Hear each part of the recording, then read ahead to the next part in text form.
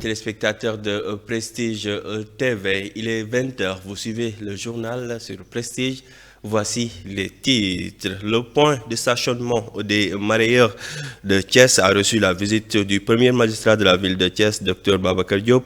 Les détails dans ce journal. Un forage de 35 mètres cubes par heure pour un coût de 24 millions a été inauguré à Toubatoul. Vous y entendrez le maire Ahmed Dieye. Le premier anniversaire du mouvement Thiès d'abord a occasionné un face-à-face avec la presse à Buvetin.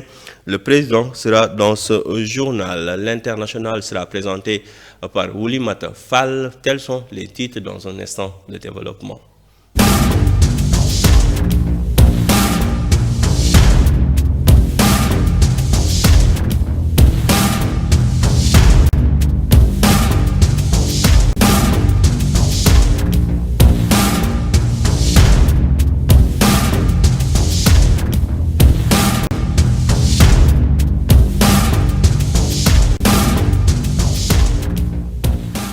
Téléspectateurs, pour votre fidélité et renouvelée. Tout en bref, à l'occasion du 131e Grand Magal de Touba, la police nationale a mobilisé 4606 agents en civil et en tenue appuyés par des véhicules lourds, des caméras de surveillance et des drones pour assurer la sécurité des millions de pèlerins. Les opérations ont permis de faire 253 interpellations, dont 95 déférés au parquet, d'opérer la saisie de plusieurs drogues, 4130 kg de chanvre indien, ecstasy, hashish, skunk et kush et 140 bouteilles de produits cellulosiques. Sur les routes, 1117 pièces ont été saisies, 42 véhicules et 110 motos ont été mises en fourrière.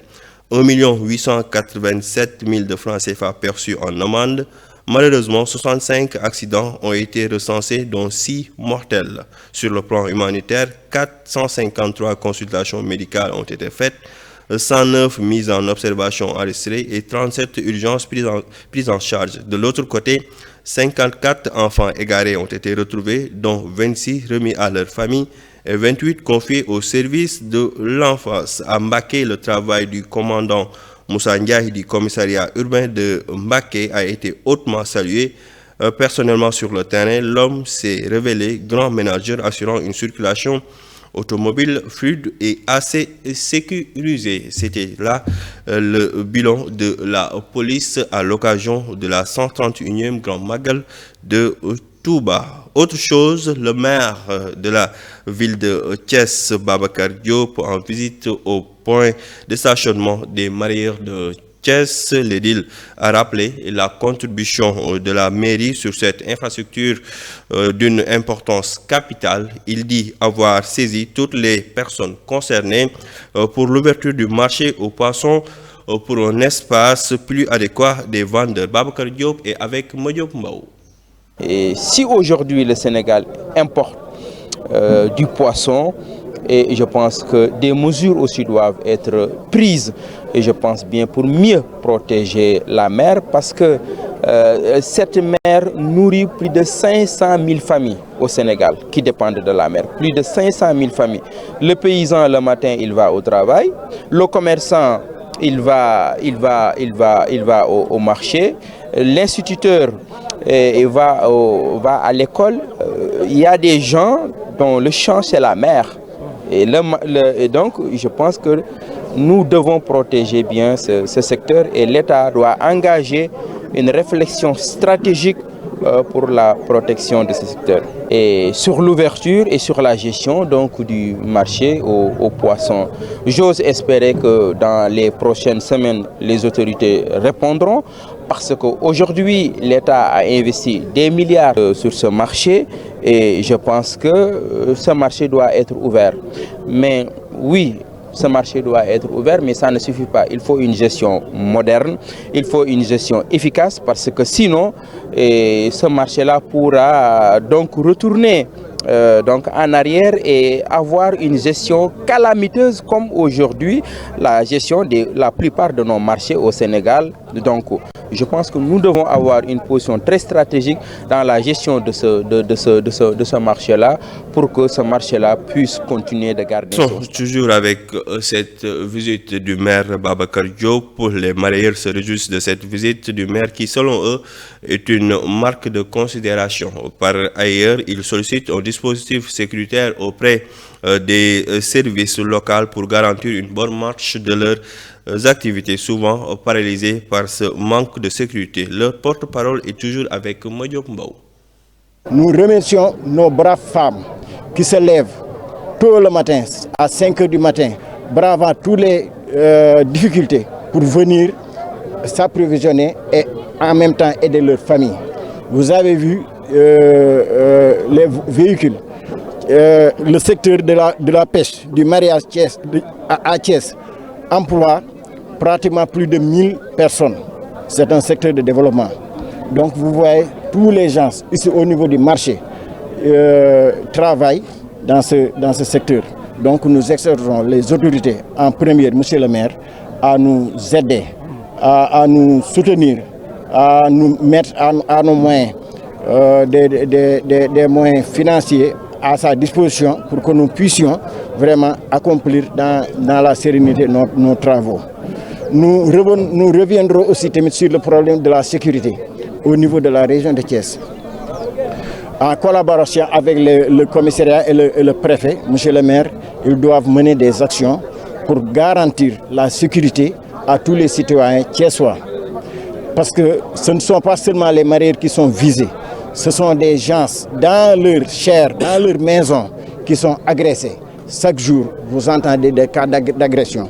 Donc nous exerçons les autorités compétentes, le préfet, le maire, madame le commissaire, Sophie Toumbay, à vraiment nous venir en aide, à venir à la population thiessoise en aide pour qu'ils puissent se sentir en sécurité chez eux.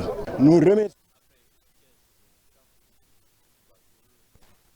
Dans les titres, Ahmed Dieye, l'édile de Toubatoul, a procédé à l'inauguration d'un forage d'une capacité de 35 m3 par heure à Mbos.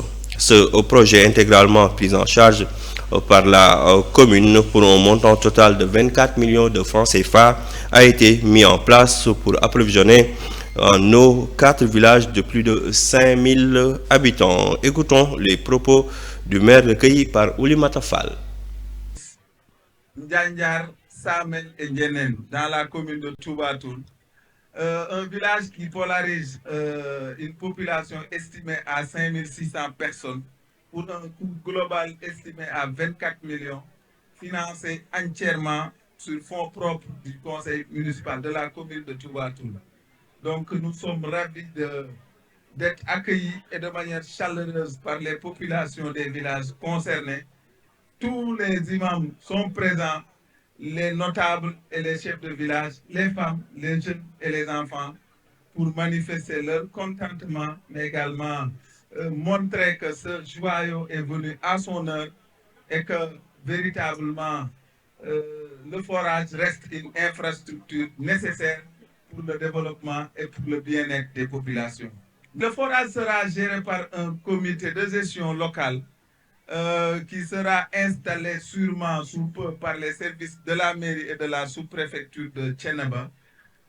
Une gestion efficace, mais également une gestion axée sur les résultats, parce qu'une infrastructure de ce genre nécessite une très bonne gestion, une gestion rigoureuse pour la longévité de l'infrastructure, mais pour assurer un avitaillement correct en eau potable. Restons toujours dans cette zone. Non loin de Toubatoul, la tension monte au sein du groupe Talix. 64 employés licenciés affirment être victimes d'une décision injuste et abusive de la direction générale dirigée par Bara Tal. Selon eux, l'argument du motif économique avancé par l'entreprise ne tient pas la route. Les travailleurs lancent un appel solennel au président de la République, Bassirou Diomaye Diakhar Faye, afin qu'il intervienne rapidement pour rétablir leurs droits. Aujourd'hui, nous sommes là pour la deuxième fois que nous passons à la presse pour qu'on puisse faire une marche pacifique, mais en plus de ça, dénoncer l'injustice généralisée de la part de notre employeur. Bon, selon lui, c'était pour des raisons économiques. Mais nous, on ne peut pas comprendre des raisons économiques.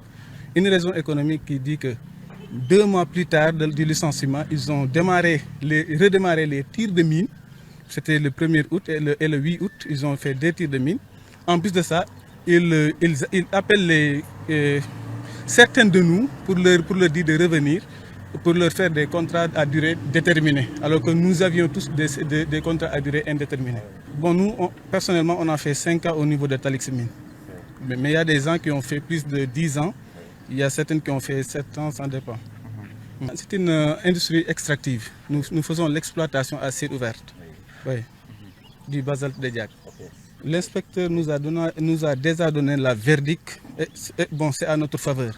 Maintenant, ce qui nous reste, c'est notre avocat à poursuivre le dossier au niveau du tribunal du travail.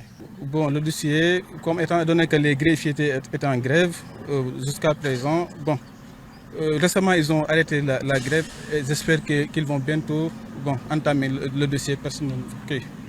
Non, depuis lors nous n'avons pas travaillé sur l'entreprise Talix. Bon, la prochaine étape c'est de poursuivre le dossier, mais aussi d'interpeller les autorités concernées, y compris le maire de Ngoundiat, parce que depuis lors on a constaté qu'il est bouche bée par rapport à l'affaire, alors que ce n'était pas à son niveau de le faire. Nous l'interpellons personnellement pour qu'il puisse intervenir, pour qu'il puisse savoir que, hormis la population de Diack ou bien hormis la population de Ngoundiat, il doit intervenir radicalement sur le dossier. Bon, l'État du Sénégal, selon moi, en faisant ce qu'on appelle, pour l'ouverture, pour que l'exploitation à ciel ouvert puisse faire, il y a ce qu'on appelle une étude d'impact environnemental et social. Je ne sais pas s'ils l'ont fait au niveau de ces carrières, oui ou non, particulièrement à Talixmine. Mais dès à présent qu'ils ont déjà fait ça, il y a ce qu'on appelle sur la partie description technique, il y a ce qu'on appelle emploi local. L'emploi local, ça concerne directement la population des environnants, y compris la commune de Ngoundiane. Non, à Thiès, lors d'un face-à-face avec la presse marquant le premier anniversaire de son mouvement, Thiès d'abord, Maître Habib Vitin a abordé la question des inondations. Il a déploré le manque de collaboration entre les mairies de Thiès. Pour lui, seule l'intercommunalité peut régler cette question qui nécessite beaucoup de moyens. Nous l'écoutons avec Ousmane Diallo. Pour l'inondation, c'est ça. Je disais en fait, l'assainissement est un domaine également où la demande d'infrastructures elle est très coûteuse. Il faut beaucoup d'argent pour le faire et malheureusement, les collectivités locales ne disposent pas de moyens suffisants. Déjà par rapport au fonctionnement, maintenant encore moins pour l'investissement. Et je reste convaincu aujourd'hui que l'intercommunalité constitue l'outil fondamental par lequel la mairie de la ville peut tirer les communes jumelles, mutualiser les moyens afin de pouvoir trouver, à travers même le soutien de l'État ou des partenaires étrangers ou même locaux qui peuvent les aider sur la question de l'investissement. Mais je reste convaincu que c'est une question qui ne peut pas être résolue par une seule commune. C'est une question qui doit être résolue par le biais de l'intercommunalité. Et sur cette question, je pense également que ce sera beaucoup plus facile pour l'État et les partenaires de nous aider pour résoudre définitivement la question de l'inondation à Thiès. Pour l'inondation, c'est...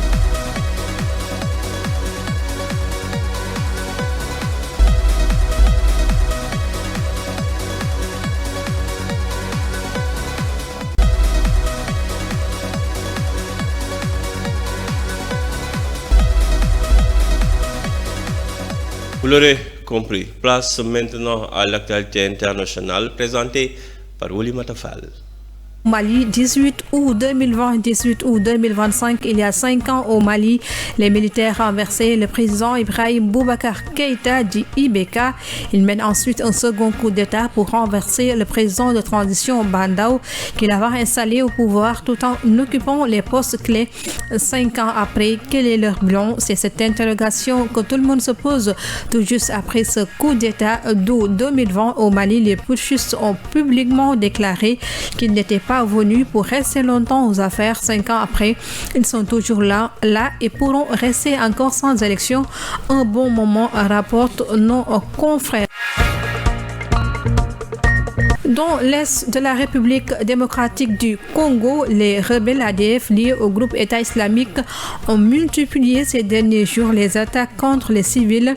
Ce dimanche 17 août, au moins 9 personnes ont été massacrées dans la ville de Chia, chef-lieu du territoire de Beni selon des sources sanitaires et administratives jointes sur place.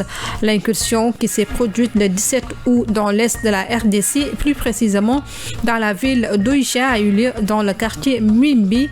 Des civils surpris dont leurs maisons ont été tuées par balles et d'autres corps ont été retrouvés calcinés dans l'incendie de leur habitation au cours de cette attaque, selon la société civile locale.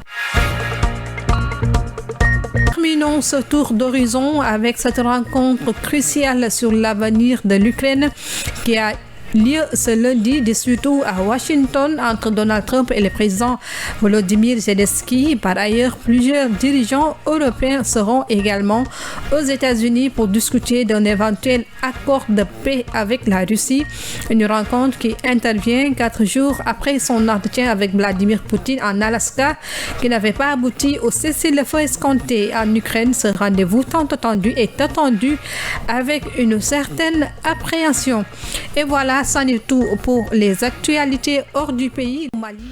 Cette page internationale présentée par Oulimata Fall qui met fin à ce journal que j'ai eu l'honneur et le plaisir de vous présenter. Et la rédaction vous revient tout à l'heure en version Wolof. Quant à moi, je vous donne rendez-vous demain, Inch'Allah. Merci beaucoup. Bonne fin de soirée à toutes et à tous.